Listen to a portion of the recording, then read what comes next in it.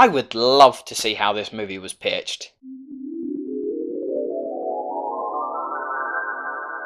Alright everyone, Maze Runner finished, Divergent flopped, and all these other young adult dystopian franchises are doing nothing but failing. We need something new. Well, how about this? It's called Mortal Engines, and it's based on a series of novels. I'm listening. It's set in a post-apocalyptic Earth.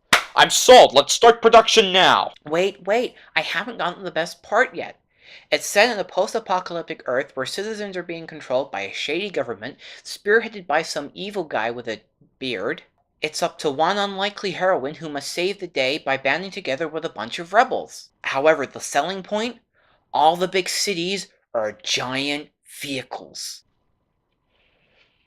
Mother of God, that sounds incredible!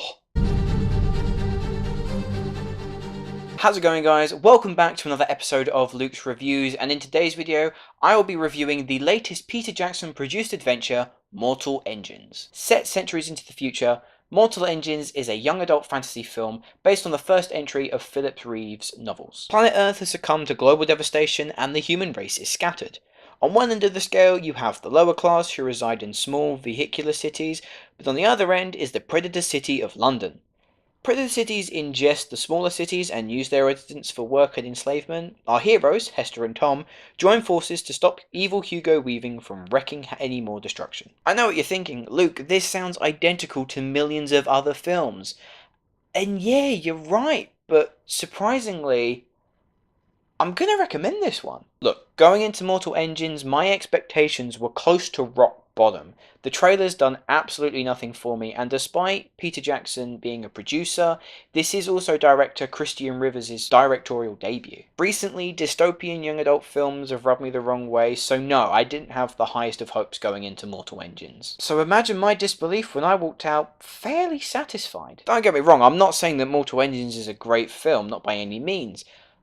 But it's better than it had any right to be. What fascinated me most about Mortal Engines was the amount of detail and attention that went into the world building. We are given just enough information to understand why the world is now a wasteland, but at the same time, what I loved was the creation of these predator cities, the weaponry, and the way in which the world now works. That helped make Mortal Engines fairly compelling in its opening act. The visual effects are also superb, but that's to be expected given Rivers' visual effect driven background. There's rarely ever a shot that whiffs of CGI overload. As for the characters, that's where my negatives start to seep in. Hugo Weaving plays the main baddie called Valentine, and as great of an actor as Hugo Weaving is, he does struggle with some of the lines of dialogue he's given. The two main leads are played by Hera Hilmar and Robert Sheehan, and whilst they do share a sweet enough chemistry, I struggle to feel that emotionally invested in them. Hilmar's performance consists mostly of scowls and glares,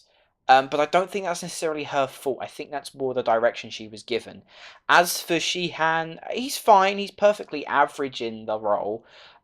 He does often stray into overacting territory, where everything he says and does is just so dramatic. As I mentioned, the story itself isn't that fresh or new, and certainly plays to the typical tropes of the genre. That being said, in terms of scope and spectacle, especially a thoroughly energetic and entertaining third act finale, this is one of the better entries into the young adult adventure genre. And that says something about the genre as a whole, because Mortal Engines is good, but it's nothing special. Cracking visual effects and fantastic world building have to fight against a fairly old, tired, worn out plot and paint-by-numbers characters. It's a fine watch that won't exactly waste your money, but I can't necessarily see myself rushing back to see this again ASAP. Unfortunately though, I have to dock Mortal Engines 0.1 of a mark, purely because they have a Minions joke in the film.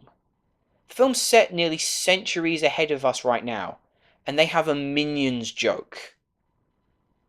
Utterly unbelievable. I'm going to give Mortal Engines a 6 out of 10. So that's my verdict on Mortal Engines. Let me know what you thought of the film in the comments below, as well as your favourite young adult dystopian film series. If you've enjoyed this video, please hit that like button and subscribe to my channel if you haven't already. Links to my Facebook and Twitter are in the description below. Many thanks for watching, guys, and I will see you in the next video.